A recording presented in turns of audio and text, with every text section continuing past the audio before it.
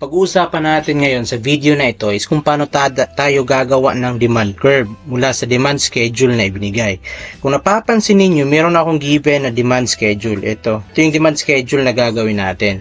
Tungkol sa itong demand schedule na ginagawa natin o gagawin natin. Tungkol ito sa mga stuffed animals. Ano yung presyo ng stuffed animals? Ito yung presyo. Ito naman yung mga quantity demanded. O kung gaano karami yung bibilhin na stuffed animal. Demand schedule, talagang meron niyang makalagay na punto. Kung napapansinin dyan, meron niyang punto A, punto B, C, hanggang punto J. O yan yung mga punto na titingnan natin mamaya kung saan nakalagay dun sa ating demand curve.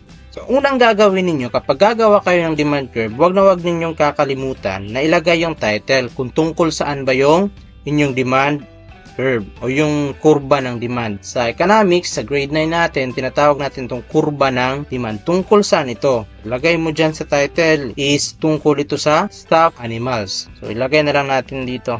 Pwede ilagay mo dyan ang demand curve of stuffed animals. So, ayan. Limbawa lang. So, ilagay natin dyan sa title. Yan yung gagawin natin. Ilagay natin yung title. Unang-unang gagawin is ilagay yung title. Pangalawang tatandaan ninyo sa paggawa ng kurba ng demand is yung mga agwat ng mga linya. Kung ilan yung agwat nito. Halimbawa, sa unang punto, dito sa unang puntong ito, dito sa may 0, pupunta dito sa unang line, halimbawa ang agwat niya is 5. Dapat, mula dito sa unang linya, papunta sa pangalawa, lahat yan ay 5. So, kung 5 ang agwat nito, magitong 5, 10, 15, 20, 25, 30 hanggang sa matapos mo yung linya. Ganon din sa kabila, ganon din sa baba, ganon din yung gagawin mo. Halimbawa, dito is, pagpalagay natin na dito is 10. Ano yung sunod? So, 20, 30, 40, 50 hanggang sa matapos mo rin yung linya. So, ganun yung gagawin natin. Yun yung tatandaan nyo. Dapat pantay-pantay agwat mula sa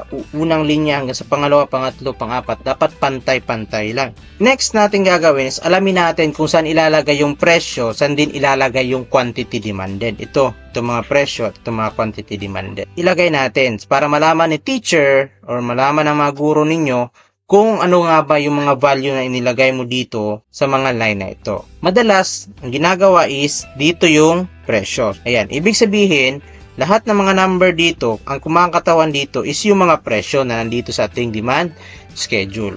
Ilagay naman natin sa baba is yung quantity demanded, QD.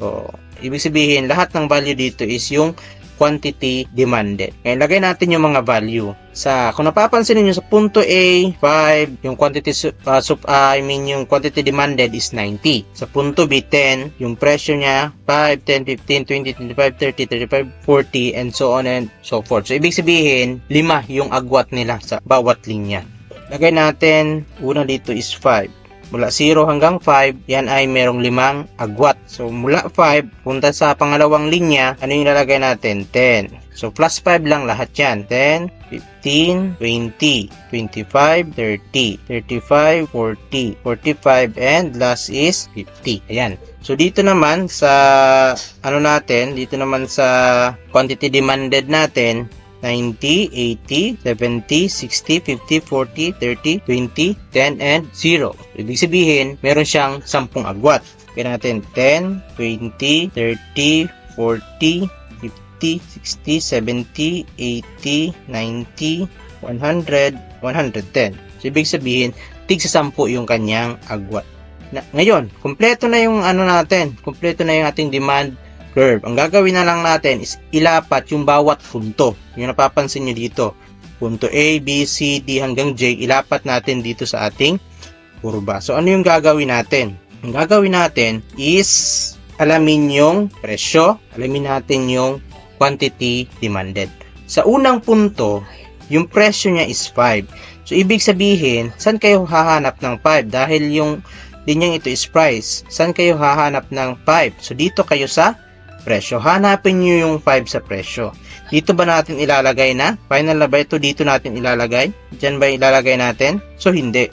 Kasi meron siyang kasama. Yung 5 is 90 daw yung quantity demanded. So, 5 na presyo, hahanapin mo yung line ng 90. Nasaan yung 90? So, nandito. Hindi mo yan pwedeng ilagay dito.